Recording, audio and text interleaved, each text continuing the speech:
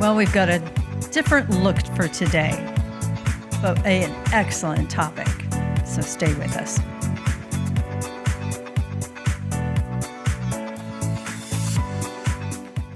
I am in the process of getting a new podcast booth, and the station is being extremely generous with me. But in the meantime, as you can see, I am in a conference room.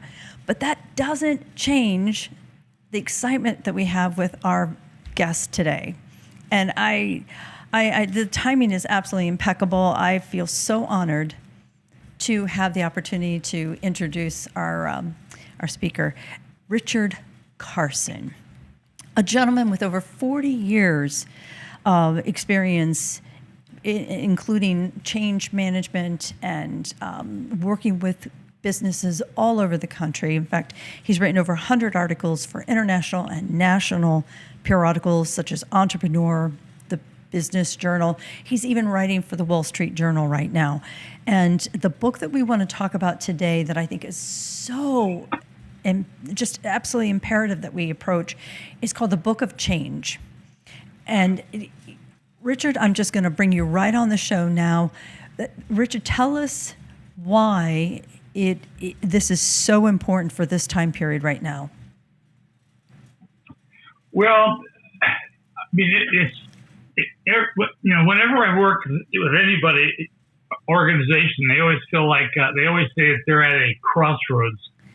Well, life is always at a crossroads, but I think if you look at what's going on nationally, in terms of the federal government and the way that it's being approached, part of the article I'm writing for the Wall Street Journal deals with that. I think that taking a heavy-handed approach to organizational change really causes a lot of backlash. And personally, I have a lot of concerns at the federal government level because you're talking about agencies that can deal with life and death matters like FEMA, the FAA in terms of, air traffic control, that kind of thing. So my approach is there is probably the 180 degrees different from that, what's going on nationally. And I've gone through this at a city, county, regional, and state level, so I understand how it can backfire on you. And what's so interesting is we've been talking on the last couple of shows. We've got viewers out there, and again, our viewers are HR, they're business owners, they're business spouses, they're CFOs, they're individuals at different levels of the business, but they're all feeling change in the air right now. And a number of them are dealing with the tariffs. They're having to reduce their rosters. It just doesn't seem like it's slowing down.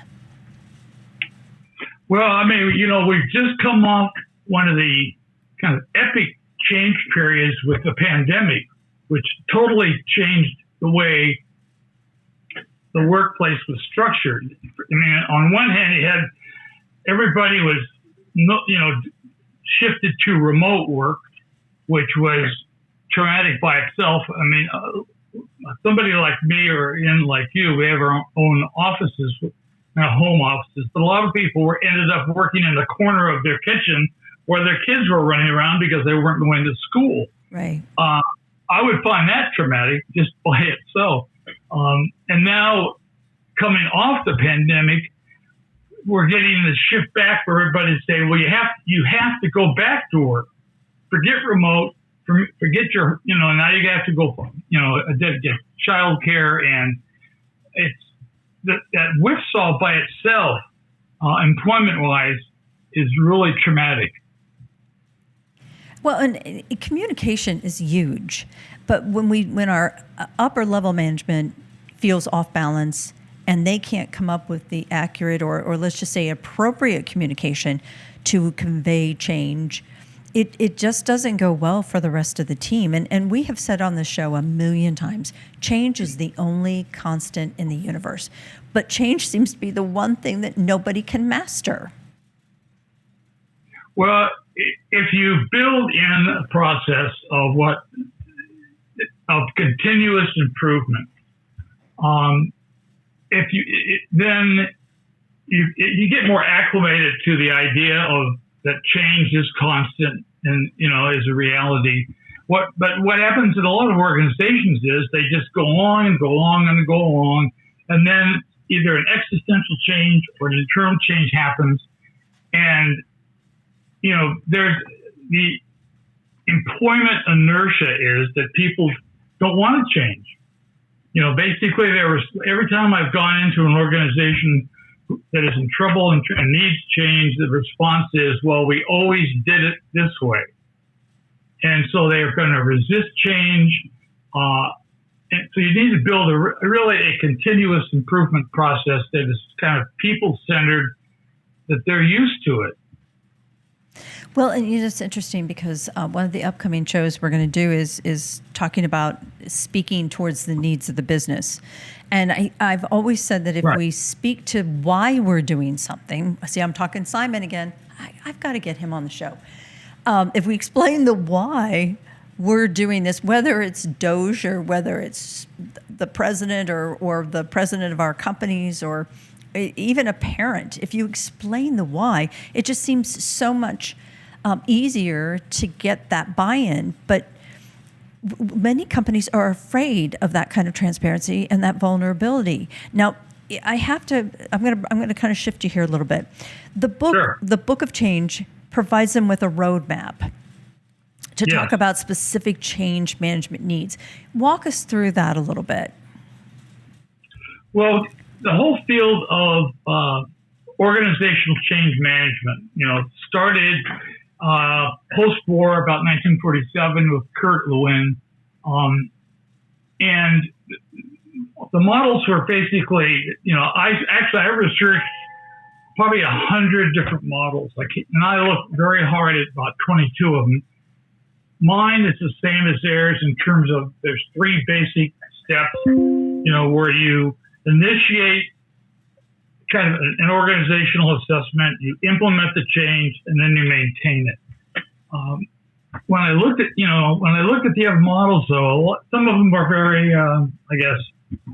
superficial, and don't go into much more depth than maybe 3 to 5 steps. What I did is I looked at the 22 models that I thought were the most appropriate, and mine has basically the 3 phases. Then it breaks it down to 10 different steps, and then 39 action items that can be taken. These can be taken in total as a process or in part.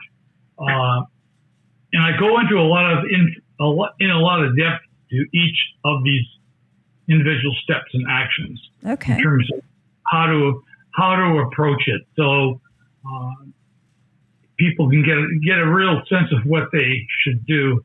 I think the important thing here is, especially for human resource professionals, is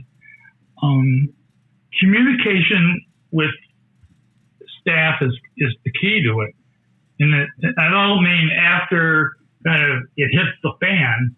I'm talking about kind of being proactive in terms of this continuous improvement process. The leadership needs to be receptive to people coming to them and saying, there's a better way to do this. Oh, I love this. If people are empowered to be open about that and say, look, I think the way we're doing it is we're making a mistake, or there's a way to improve things so that there's it's more what I call performance efficient, cost effective, and culturally empowered. And the culturally empowered is the important part for human resource. Unfortunately, human resource professionals get put in a position when the crap hits the fan, somebody turns to them and basically says, well, you work this, you make people do this. And I appreciate you taking that point, because we have told the audience over and over and over again, 90% of HR takes place on the floor, on the manufacturing floor, out in the cubicle offices. It's not in the HR office itself. And right. So they know what needs to change. They know what historically has worked, what hasn't worked. But to your point, if we aren't proactive and constantly communicating, John Colby was on here a couple weeks ago and said, look, we have to enable people to do their jobs and to grow within their jobs. We need to use the talent that we have and listen to them. I think that's a very, very good point. I thoroughly appreciate that.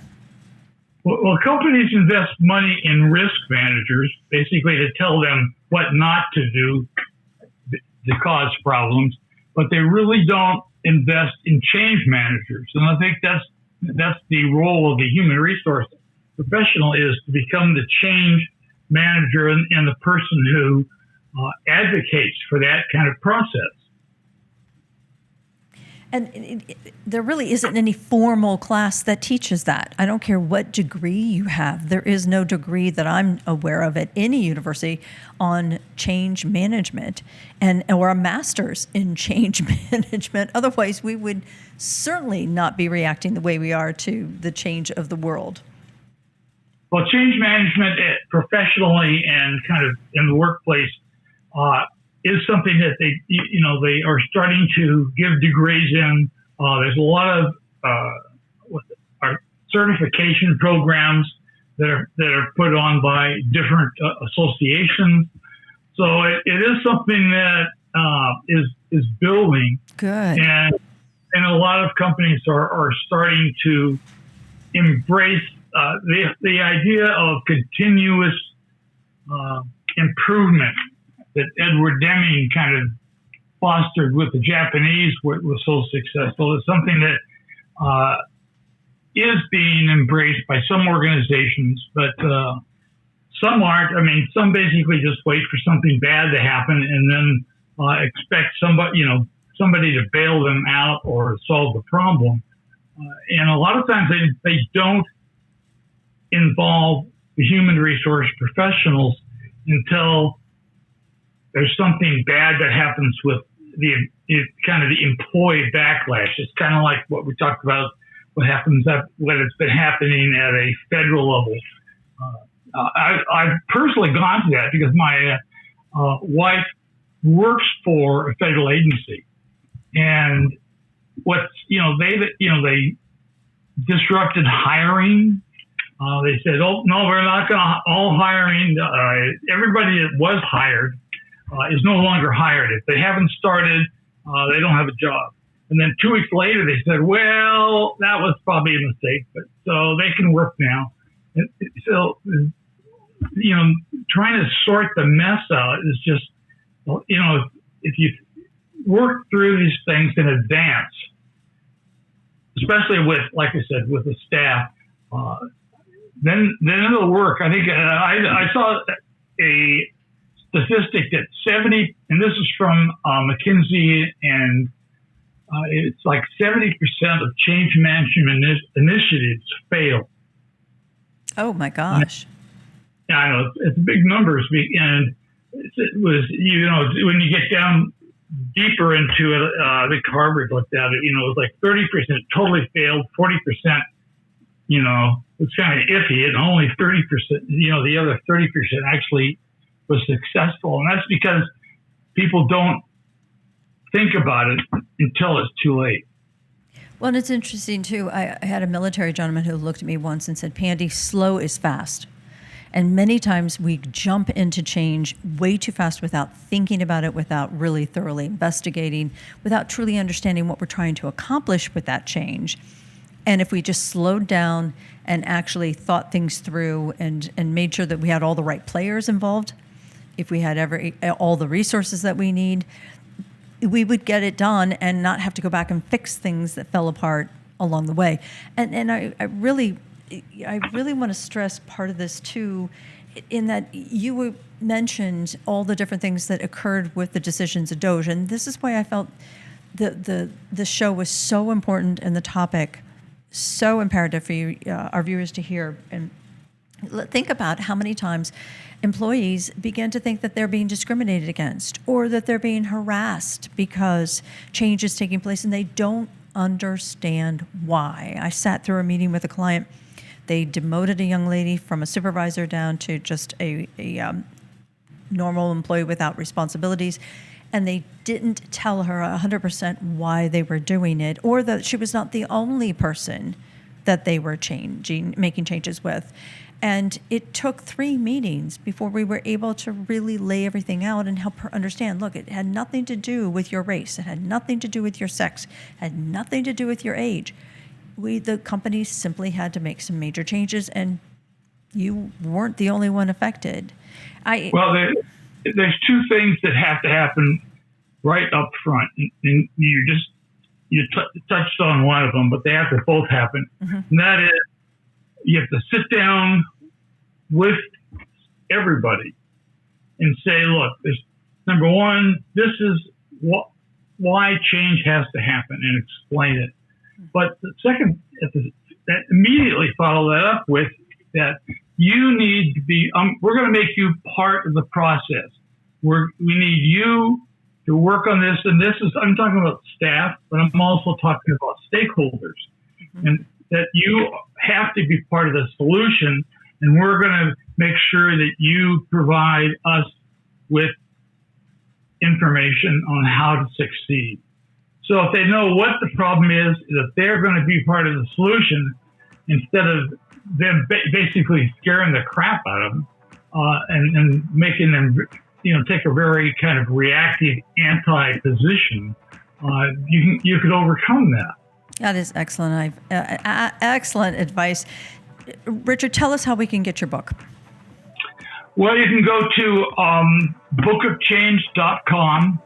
That's the website, and I will gladly give anybody a free PDF of the book if they go there. If they want the electronic or hardcover, softcover, they can get it through there too. It's on sale at Amazon, Walmart, Target, etc. Barnes and Noble even has it. Trust me. Ladies and gentlemen, I encourage you, reach out to Richard. Let him know that you heard him on the website, on the podcast, but also, pick his brain. Let him know what you're going through and see if maybe there isn't something he can help you with. Richard, exactly. Thank you so much for being on the podcast. We thoroughly appreciate it. Thank you. And if you write another book, you got to let me know. I will. My audience will want to hear it. Ladies and gentlemen, thanks for listening. We appreciate you coming. And remember, keep sending in your questions. We want to know what's important to you right here on The Human Resource.